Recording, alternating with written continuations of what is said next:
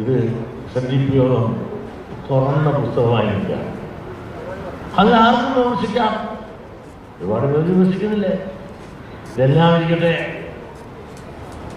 കൊച്ചി കണയന്നൂരിനുള്ളിൽ നേതൃത്വം നടത്തിയ തിരുവാതിര 2009 ആ സമ്മേളനത്തെ കുറിച്ചാണ് ഞാൻ പറഞ്ഞത്. ഇവിടെ ഐക്യം ഉടലെടുക്കാനുള്ള എല്ലാ സാധ്യതയുണ്ട്. സുമാരനായിട്ട് ചേർന്നുകൊണ്ട്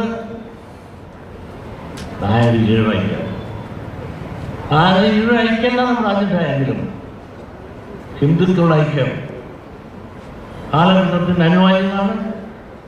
അവര് മിസ്റ്റർ സുകുമാരൻ നായർ സഹകരിക്കും എന്ന് ഞാൻ പ്രതീക്ഷിക്കുന്നു എന്ന് പറഞ്ഞ് ഞാൻ നിർത്തിയെങ്കിൽ ആ സെക്കൻഡിൽ ഒരു ചാനല് അപ്പം തന്നെ ചങ്ങനാശ്ശേരിക്ക് വിളിക്കുകയാണ്. ആ ചങ്ങനാശ്ശേരിയിൽ നിന്ന് അപ്പം തന്നെ മറുപടി വെള്ളാപ്പള്ളി പറഞ്ഞത് ശരിയാണ്, അതിന് ഞങ്ങൾ സഹകരിക്കും, ഞങ്ങൾ ഐക്യത്തോടു കൂടി പോകാനാണ് കാരണമെന്ന് സമാധാനയായ സുകുമാരൻ നായർ പറയുന്നു. പറഞ്ഞതെല്ലാം നിങ്ങൾ കേട്ടതാണ്. പിറ്റേ ദിവസത്തെ ചാനൽ അതെല്ലാം കൂടി അങ്ങോട്ടുകൂടി അവിടുന്ന് ഒരേ മറുപടി.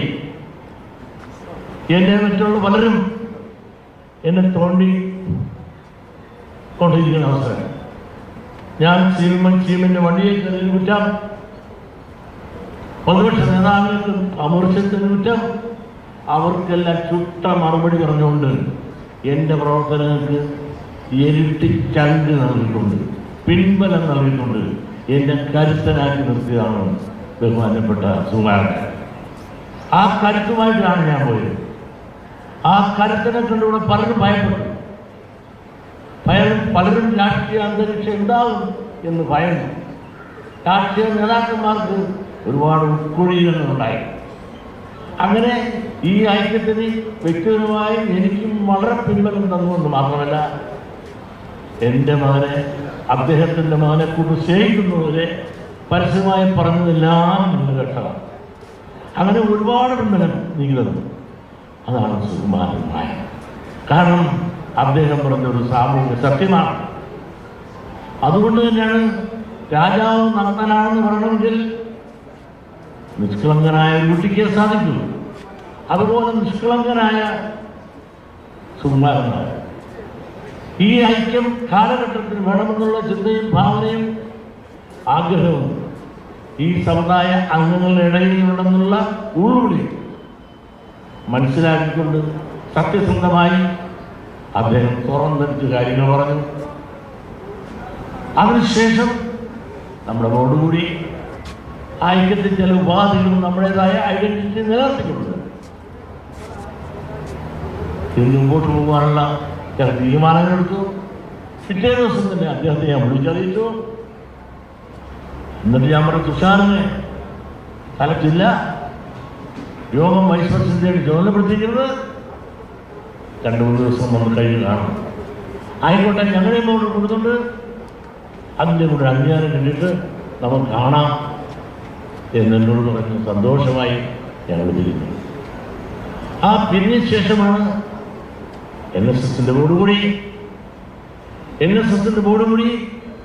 അതിൽ നിന്നെടുത്ത് ഉരുത്തിരിഞ്ഞ ചില തീരുമാനങ്ങൾ നിങ്ങൾ പത്രത്തിൽ വരാറുണ്ട്.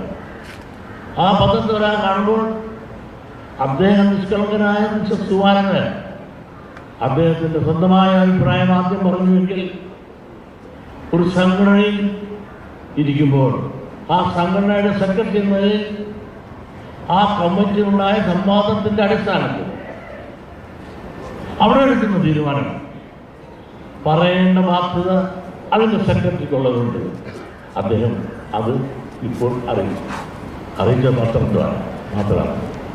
അതിനെന്താ പറഞ്ഞിരിക്കുന്നത്? രാഷ്ട്രീയ ഉദ്ദേശം. ആ എന്ത് രാഷ്ട്രീയ ഉദ്ദേശം? അതിലെല്ലാം വ്യാഖ്യാനങ്ങൾ.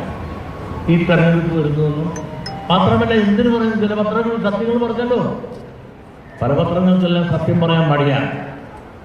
എൻ്റെ ചോര കുടിക്കാനാണ് പലർക്കും താല്പര്യം. സത്യം തുറന്നു പറയാനോ എഴുതാനും പറഞ്ഞ് കാണിക്കാറില്ല എൻ്റെ മര്യാദ. പത്രധർമ്മം പോലും ചിലത് കാണിക്കാറില്ല. എന്നെ നശിപ്പിക്കാനുള്ള പ്രവണതയ്ക്ക് ആക്കം കൂട്ടാനാണ് ചിലർ ശ്രമം. അതിനുള്ള ചർച്ചയിൽ വന്നപ്പോൾ രാഷ്ട്രീയ ഇടപെടലുണ്ടായി എന്ന് ചില പത്രങ്ങൾ റിപ്പോർട്ട് ചെയ്തിട്ടുണ്ട്. ഞാൻ അതിലേക്ക് പോകുന്നില്ല. ഏത് റിപ്പോർട്ടും ആകട്ടെ, റിപ്പോർട്ടുണ്ടാകില്ല, അത് ചെയ്യുന്നുണ്ട്. ഒരു വിഷമവുമില്ല, പ്രതിഷേധവുമില്ല. നായർ സമുദായം നമ്മുടെ സഹോദര സമുദായം. ആ നായർ സമുദായം, ആ സഹോദര സമുദായത്തെ ഈ ഒരു തീരുമാനം ഉണ്ടായി എന്നതിൻ്റെ പേരിൽ പ്രിയമുള്ള സഹോദരന്മാരെ, NSS നേതൃത്വത്തെയോ സുകുമാരൻ നായരെയോ ഒരിക്കലും നിങ്ങളാരും തള്ളി പറയരുത് എന്നൊരു അപേക്ഷയുണ്ട്.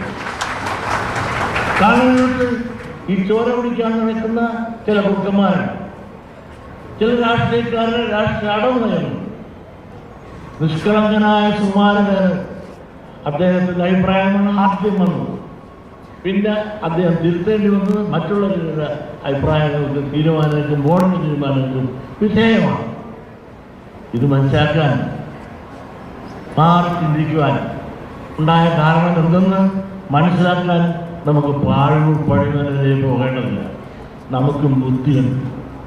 അതുകൊണ്ട് തന്നെ ഒരു കാരണവശാലും നാളെ തൊട്ട് നായരെ ചീത്ത പറഞ്ഞേക്കണം, അതാണ് നമ്മുടെ യോഗം കൂടി തീരുമാനിക്കണമെന്ന് പറഞ്ഞിട്ടുണ്ടെങ്കിൽ തെറ്റുപറ്റിപ്പോയി മാധ്യമങ്ങളെ. ഒരിക്കലും നായർ സഹോദരന്മാരെ ഞങ്ങളുടെ സഹോദരന്മാരാണ്. ഞങ്ങളെല്ലാം ഹിന്ദുക്കളാണ്. ഹിന്ദുക്കളായ ഞങ്ങളെല്ലാം ചോര ഒന്നാണ്. ഞങ്ങളുടെ വിശ്വാസം ഒന്നാണ്, ആചാരം ഒന്നാണ്, അനുഷ്ഠാനം ഒന്നാണ്. അതുകൊണ്ട് ഇത്തരത്തെ ഐക്യത്തിൻ്റെ പേരിൽ എന്തുണ്ടായാലും ഇന്നല്ലെങ്കിൽ എല്ലാം നാളെ സംഭവിക്കും, ഇന്നല്ലെങ്കിൽ നാളെ. അതിനുവേണ്ടി നമുക്ക് ശ്രമിക്കാമെന്ന് മാത്രം പറഞ്ഞുകൊണ്ട് ഇതെല്ലാം ക്ഷമയോടെ കാണാനും കേൾക്കാനുള്ള സന്മനസ് കാണിച്ച നിങ്ങൾക്കെല്ലാം എന്ന് പറയുന്നതോടൊപ്പം ഈ വിഭാഗിത ലോക അവസാനം വരെ നിൽക്കുന്ന ഒരു വിഭാഗിത സുകുമാരൻ നായർ അദ്ദേഹം കാണിച്ച വിശാല മനസ്സിലാണ്. എനിക്ക് ഇരട്ടി ശങ്കും തൻ്റെ ഇടം നൽകി അദ്ദേഹം. തിണ്ണ നിരങ്ങി നടന്നില്ലേ, ഒരു നേതാവിൻ്റെ മുമ്പിൽ പോകല എന്ന് പറഞ്ഞവനെ തിണ്ണ നിരങ്ങി താഴെ നടന്നില്ലേ എന്ന് പറഞ്ഞില്ലേ. മുഖ്യമന്ത്രിയുടെ വന്നിൽ കയറിപ്പോയോണ്ട് എന്താ വിഷമം എന്ന് പറഞ്ഞുകൊണ്ട് മറ്റുള്ളവരെന്നെ വേട്ടയാടിയപ്പോൾ നമുക്ക് കരുത്തായി താങ്ങായി തണലായി നിന്ന് അഭിനന്ദിക്കട്ടെ. അത് അദ്ദേഹം മനസ്സിൽ തട്ടിപ്പറങ്ങണം. ആ സമുദായത്തിന് വികാരം, മറ്റൊന്നുള്ള വികാരം രാഷ്ട്രീയം. കൂടുതലൊന്നും പറയുന്നില്ല. നിങ്ങൾ എനിക്ക് നൽകിയത് പ്രത്യേകിച്ച് ഇന്നത്തെ ദിവസം ഇത്തരമാണെന്ന് ഒരിക്കലും ഞാനില്ല. കാരണം ഒരു ഔപചാരികമായ ഒരു ഭരണഘടനാ ഭേദഗതിക്ക് മാത്രം ഇവിടെ കൂടിയപ്പോൾ കേരളത്തിൽ നല്ല ജാനാഭാഗം ദുബായിൽ നിന്ന് വരെ ഇവിടെ എത്തിയിരിക്കും എന്ന് ഞാനിവിടെ സംബന്ധിച്ചിരിക്കുമ്പോൾ തന്നെ ദുബായിൽ നിന്ന് വിളിച്ചത് യൂട്യൂബാണ്. അതേപോലെ എന്നെ വിളിച്ച് അഭിനന്ദിക്കുകയായിരുന്നു.